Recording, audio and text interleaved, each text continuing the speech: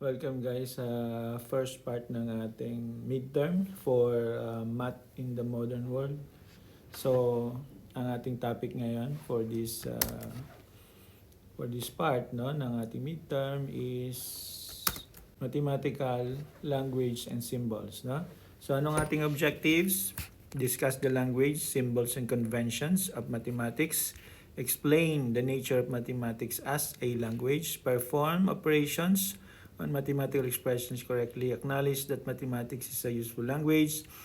Use different types of reasoning to justify statements and arguments. Write clear and logical proofs. Yan ang ating objectives. Ano yung lesson natin? Number 1 or 2.1, we have fundamental elements. We have numbers, sets, relations, functions, operations. Pero hanggang dito lang tayo sa numbers and sets for the first part. And then mathematics as a language. So language as defined by dictionaries is a body of words or symbols and the systems for the use common to people who are of the same community or nation. But pagdating sa mathematics, it is composed of vocabularies consisting of symbols and words and grammar, which is a set of rules on how to use these symbols. So, yun ang difference niya sa language, sa spoken language. And may symbols din siya, may words, may grammar, pero itong grammar na to is considered as the rules, no? Na sinusunod natin when using the symbols and words. Okay? Ano yung sinasabing mathematical symbols? Combined with words, it can convey complex, powerful ideas more efficiently than any other language. It has been a tool and a great instrument for knowledge and wisdom to develop and flourish. Okay? So, the object of this section is to explain the most important mathematical parts of speech. Ano yon? That is the mathematical ideas, relationships, quantities, processes, no? Ways of figuring out certain kinds of things, reasoning, generalizing, and many more. It uses words, but it is not about words. The nature of the language of mathematics is different from the common spoken language. For example, in mathematics, we have what we call the specialist mathematical vocabulary, no? So technical terms specific to mathematics, for example, equilateral, quotient, probability. Specialist use of more general terms like line, factor, frequency. Also, mathematical terms that we use every day for conveying ideas such as function, expression, difference, area. Meron din tayong tinatawag ng special syntax, particularly in relation to the expression of logical relationships. Yung paggamit natin ng and, of, or, a, if, and then. Yan, mga logical relationship ang mga tinutukoy nila, no? It involves the use of mathematical symbols as well. Such symbols range from numerals to a more specialized notation. So, pag sinabi nating symbols, yung pinaka-basic, we have what we call the digits, no? From 0 to 9. The symbols in mathematics are precise form of shorthand notation. To understand their meaning, there are two things, no? To help us, context and convention. Context, this is the context in which we are working or the particular topics being studied. Convention, where mathematicians and scientists have decided that particular symbols will have particular meaning. So ano yung, pag sinabing convention, ano yung use niya at ano yung meaning, no? Pag sinabi yung context, ano yung pinagagamitan natin, no? Na specific na or particular na topic. The advantage of mathematical notation, both symbolic and graphical, is that it is highly compact, conveying a lot of information, and focused, no? Conveying the important information for the current situation and omitting the rest. So let's go now with numbers, which is, sabi natin kanina, digits, no? Yung pinaka-basic na symbol. A number is a symbol, either a figure or word, that expresses a certain value or a specified quantity that is determined by count. So there are many kinds of numbers as well as system, no? For example, yung ating ginagamit ngayon, which is a base of 10, it is derived, no? Ang tawag dyan ay Indo-Arabic number system, no? And the rules for combining them in which position is crucial. Its position determines its place value. The basic unit are ones, tens, and hundreds. They may either be in the unit or thousands, millions, or more. Iba yung gamit nating system, which is Indo-Arabic number system. So kung mapapansin nyo, iba rin yung gamit ng mga ibang lahi, no? For example, Chinese. Yan. Iba, may sarili siyang number system. Japanese, meron din, no? There are different kinds of numbers. The numbers that come from counting things are whole numbers. Ito yung ginagamit natin sa pagbibilang. For example, 3 can refer to chairs, trees, people, or anything else. But in most practical situations, we want to know what the objects are. So, ginagamit ang numbers kasama ng label, no? Para maintindihan natin kung ano yung ibig sabihin ng number na yan. For example, 165 miles in 3 hours. So 165 miles, 3 hours, and 55 miles per hour are considered to be magnitudes. The labels are important in keeping track of the meanings of the numbers. Another type of number is the fractions. They are numbers we use to stand for a part of something or a comparison of two quantities. Now, for example, we have 3/4 or 3/4, and the decimal fraction for that is 0.75. No? So the two expressions may have somewhat different implications. 3/4 could be used to simply mean closer, no, to 2/4 or 4/4. Whereas 0.75 may imply being closer to 0.75 than to 0.74 or 0.76. So 0.75 is a much more precise specification than 3/4. More flexibility in mathematics is provided by the use of negative numbers. Yan. Makikita natin yan usually sa number line. No? A number line lays consecutive numbers at equal intervals along a straight line centered on 0. Yan. Para makita nyo, gawa tayo ng example ng number line dito. Yan. So yung number line, lagi may gitna yan, 0. Okay? So narito, di-divide natin into units. So 1, 2, 3, 4, 5. And then dito sa left side narito yung mga negative number. No? So negative 1, negative 2, negative 3, negative 4. Yan ang number line. Okay? Diyan natin usually makita yung negative numbers at yung relationship nila sa positive number. If the numbers to the right of 0 are positive, the numbers to the left of 0 are negative. If distance above sea level is positive, then the distance below sea level is negative. So, hindi lang siya horizontal, no? Pwede rin siyang vertical. Yan. Vertical. Yan. Okay, so, may 0 din siya dito. Yung sa taas naman, yun nandun yung positive, no? Yan. Sa baba naman yung negative. Okay? In counting, for example, 0 has a special meaning of nothing. Yan. Yet, on the common temperature scale, 0 is only an arbitrary position and does not mean an absence of temperature. So, ibang meaning ng 0 kapag siya ay measurement ng temperature. Pag sa counting, iba rin ang meaning niya. Okay? So, sa temperature, pag sinabing 0 degrees, hindi ibig sabihin walang temperature, no? May temperature siya, kaya lang mababa. Numbers can be used to put things in an order and to indicate only which is higher or lower than the others. So, pwede natin gamitin ng number, hindi lang sa counting or pag-measure ng temperature, but also para ipakita yung order, no, ng mga bagay.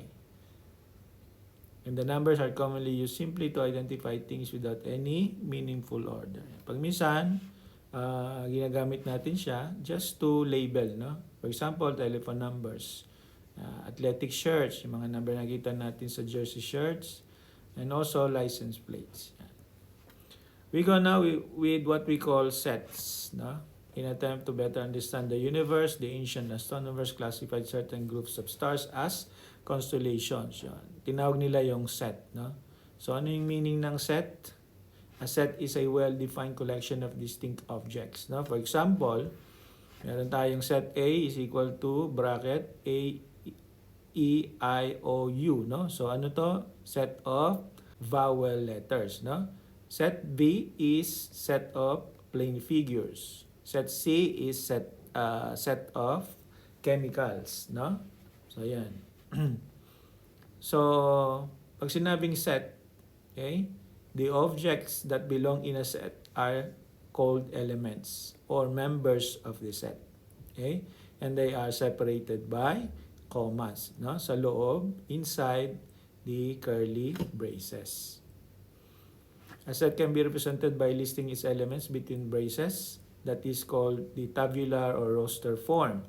Pag sinabi namang set builder notation, it is made by stating a property or the predicate or the PX verified by exactly its elements. So for example, set A is equal to any X where X is a member of set Z and X is greater than or equal to 1 but less than or equal to 5. So ang set natin, pag sinulat natin using tabular roster form, it will be equal to set A is equal to 1, 2, 3, 4, 5. So yun yung sinasabi nating set builder notation, no? Others also call it the rule form.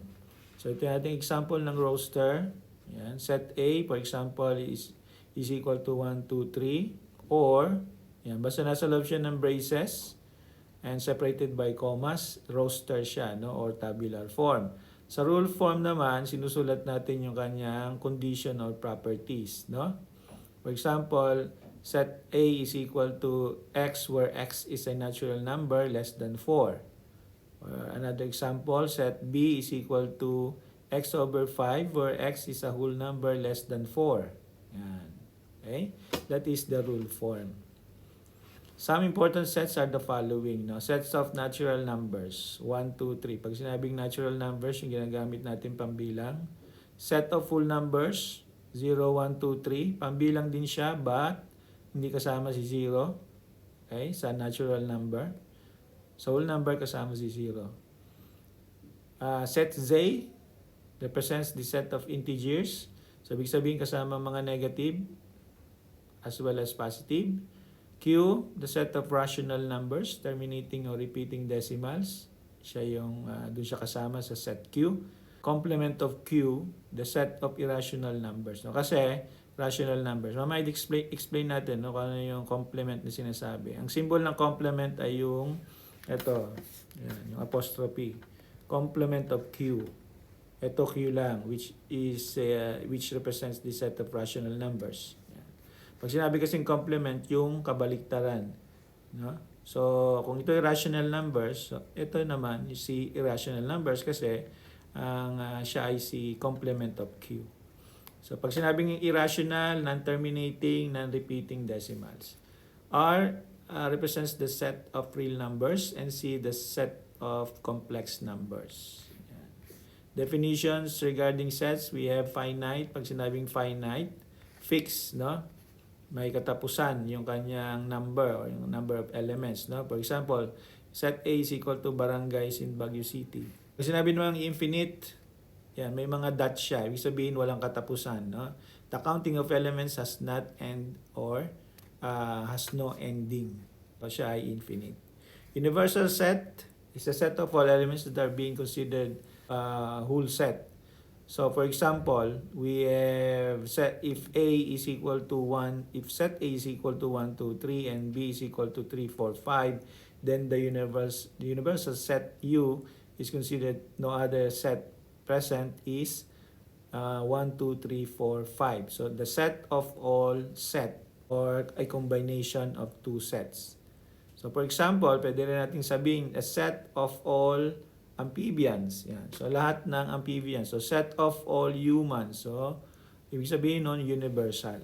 The empty set or null set, walang laman. So, ang symbol niya is 0 with slash. Yan. And also, ito rin, it can represent an empty set. No? But, the set is not an empty set since it contains one element. So, itong 0 na nakalagay sa loob ng braces, hindi siya empty set, no? Although 0 yung nasa loob. Kasi, reason is, it has one element. So, kapag may element sa loob ng braces na yan, it is called a unit set. Hindi siya empty set or null set. Set A is equal to set B denoted by A is equal to B. So, they are equal set. So, kapag may pareho siyang element sa loob, irregardless kung siya ba ay sorted or not. For example, may P siya, may P dito, may O, may O, may E, may H. So, they are considered as equal set. Equivalent set, kahit hindi magkapareho ng element but the same cardinality. Pag sinabing cardinality, yung number of elements sa loob ng set, pareho silang may 4, so they are considered to be equivalent. For example, the sets A equals 4, 5, 6, and B equals 6, 10, 11 are joint sets since 6 is a common to both A and B. So, kung may pareho silang element, kahit isa lang, then they are called joint sets. They are joined in their common element. Two sets are disjoint if they have no common elements. Positive odd integer, ZO, 1, 3, 5, and then a negative even integers, ZE, are disjoint sets. Bakit? Kasi magka-complement sila. Okay? So, walang element kay ZO nakapareho ni ZE.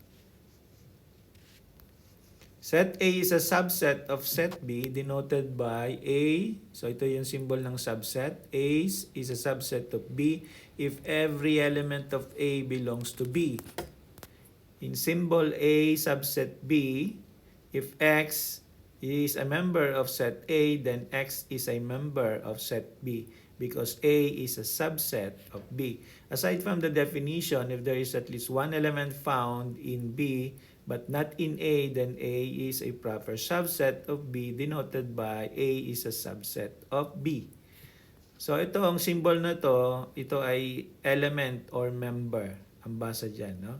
So X is a member or an element of set A, then X is also an element and a member of set B. Kung merong one element found kay B but not in A, then it is a proper subset. There are two improper subsets of any given set, the empty set and the set itself. The power set of P of A denoted by PA is defined as the set of all subsets. Yan. Okay? So, lahat ng subsets ay merong isang pinanggalingan niya na set. At yung set na yon, yun yung sinasabing power set. Okay?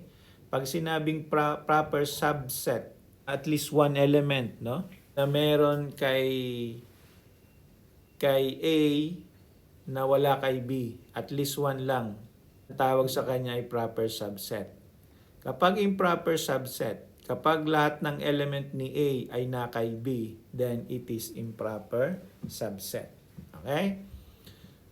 So, pag yung power set naman, pag sinabing power set, yun yung set na pinanggalingan ng lahat ng subsets. Okay? So the following generalizations are consequences of the definition. Every set is a subset of itself. A is a subset of A. An empty set is always a subset of every set. That is, an empty set is a subset of A. The sets 0 and 0 are not empty since each contains one element. So take note that the number of subsets of a given set is 2 to the power of n, where n denotes the number of elements of the set. So kung sinabi nating 2 squared, then ang number niya ay 2 at ang kanyang number of subsets ay 4. Okay?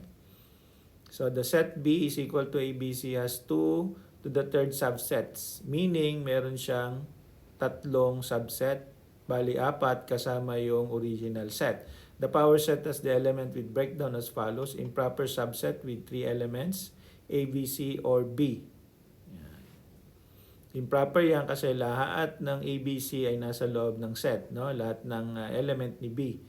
Proper subsets with 2 elements, AB, AC, BC. Yan. Improper subset siya kasi may isa dyan na wala kay, alinman sa kanila ay wala sa tatlong set na to, no? So, proper subsets with 1 element, yan. And improper subset with no element. Yan. The power set of B, PB, is equal to, yan, lahat ng set na to. Yun yung sinasabing power set. The complement of a set A denoted by A apostrophe is the set of all elements of the universal set U that are not elements of A. So pag sinabing complement, kung ano man yung laman ni A, at pag sinabi mong complement ni A, ibig sabihin, kabaliktaran siya nung laman ni set A. For example, if set A is equal to all even numbers, then the complement of set A is a set of all odd numbers. Okay? There are two fundamental results concerning the universal set and the empty set, because the universal set contains all elements under consideration, and the complement of the universal set is the empty set. Another example ng complement, no? Si universal set kasi nasa kanya lahat. For example, set of all human beings, no? Ngayon, pag empty set, kabaliktaran yun, set of no human beings. Ano yung Venn diagram na sinasabi? The English logician John Venn in 1834 to 1923 developed diagrams that can be used to illustrate sets and relationships between sets. Yan. Ito yung example, no? Nakikita kayo ng ganyang illustration, that is an example of Venn diagram. So, set of all A, ito yung universal set. So, yung rectangle na to represents the universal set. At yung circle, loob ng circle, represents the set A. The operations on sets behave in a manner somewhat similar to the basic operations on numbers. So, meron tayong operation. Ibig sabihin, ang dalawang set, pwede nating i-combine, pwede nating i-subtract, okay? Meron tayong pwedeng gawing manipulation sa kanila, no? So, number 1 is the union of sets, which is equivalent to addition, no? So, kung i-combine natin si A and B, ang symbol ni union ay U. The union of A and B is equal to the sets of all elements found in A or B. So, pagsasamahin lang natin, then we can get their union, no? Intersection, which is symbolized by the inverted U. So, intersection of A and B is equal to the set of all elements common to both A and B. So, for example, 1, 2, 3, 4, intersection nila, 0, 2, 3, 4. So, nagkakapareho sila kay 2, 3, 4. So, ang intersection nila ay si 2, 3, 4. Okay? Complement of A, as explained, no, sa taas, kung ano yung kabaliktaran niya. Ito si A, for example, is equal to 1, 2. Set, universal set natin is 1, 2, 3, 4, 5. So, ang complement ni A is kung ano yung wala sa kanya, no? So, under dito, sa universal set, wala siyang 3, 4, 5. So, ang complement ni A is 3, 4, 5. Difference of sets A and B, A minus B, set of all elements found in A but not in B. So, pag sinabi natin the difference between sets A and B, kukunin lang natin kung ano yung found, no, elements found in A. For example, si A ay 4, 5, 6, 7, si B ay 1, 6, 7, 8, 9. So, ang wala niya ay si 4, 5, no? So, A minus B will give us 4 and 5. Kung B minus A naman, ang wala dito ay si 1, 8, 9. So, ang result natin is 1, 8, 9. We have what we call laws of sets. Now, sets involving the operations, union, intersection, complement, difference, satisfies properties which we shall refer to as the laws of sets. Number 1 law is a commutative law. Ibig sabihin nito, the order in which the sets are taken does not affect the result. So, kahit baliktarin mo raw yung dalawang set na yan, okay, pareho pa rin sila ng result. That is the commutative law. Pagpalitin mo ng position, no? Commutative, from the word commute. Pag sinabi mo magko-commute ka, magta-travel ka, di ba? Mag-change ka ng location. So, kung mag-change mo raw ito ng location, i-reverse mo, pareho pa rin sila ng result. Pag sinabi namang associative laws, yun yung groupings, no? The grouping in which the sets are taken does not affect the result. Kahit baguhin mong kanilang groupings, for example, dito sa original position niya, original groupings, magka-group si B and C, and sa kabila, baguhin mo man siya, gawin mong groupings niya ay A and B, magkapareho pa rin sila ng result. Identity loss, pag sinabing identity loss, a set operated to another set called the identity element gives the set itself. So, under this, si empty set ay identity, si universal set ay identity. So, i-operate natin si set A, it will give us the same set, no, which is set A. Also, sa universal set kasi ay identity set. So, if we operate A to the universal set, it will give us the set itself, which is set A. Inverse or complement loss, this involves inside and outside of a set. Yan. So, for example, yung complement, kung ano yung wala siya, no? So, A, the complement of A, inoperate natin si A sa kanyang complement, then it will result to the identity set, which is universal set. Ito naman, intersection niya, it will give us zero set, yan, or the empty set. Distributive loss, the loss which involve three sets with two different operations, distributing the first operation over the second one. Okay? So for example, we have this original groupings of set. I-distribute natin si A kay B and si A kay C. Distribute, we have the following result. So ito ay tinatawag na left distributive law of the union over intersection. Ito naman yung left distributive law of intersection over union. Ito naman yung right distributive. Ibig sabihin, inuna natin si C. Okay? Si C, dinistribute natin to the left kasi nasa right siya.